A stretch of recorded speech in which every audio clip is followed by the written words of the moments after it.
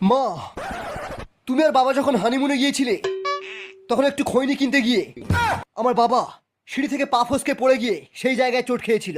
এ কথা তুমি জানলে কেমন করে?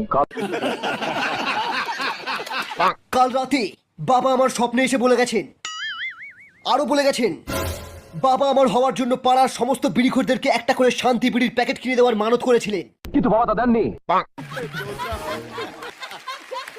এখন এই বিড়িখোরগুলো আমাদেরকে শ্রাপ দিয়েছে, বলেছে এই রাজমহলে সবার পায়খানা বন্ধ হয়ে যাবে, বুকে গ্যাস উঠে সবাই মারা যাবে। আমার বাইকে তেল শেষ হয়ে গেছে, কাল তো 50 টাকা দিলাম। 50 টাকা?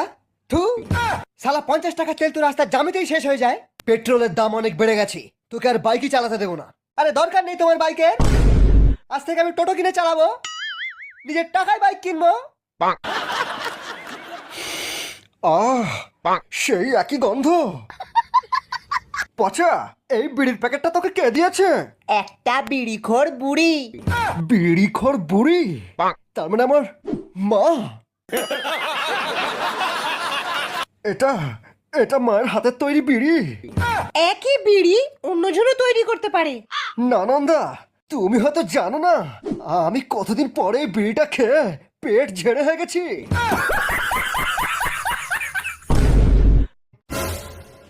মা,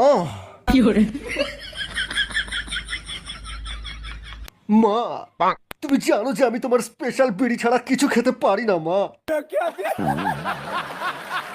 মা গো, আমাকে একবার একবার তোমার স্পেশাল বিড়িটা খেতে দাও মা। কতদিন আমার পায়খানা ক্লিয়ার হয়নি মা, একবার। সারাদিনে কটা বিমল খাস?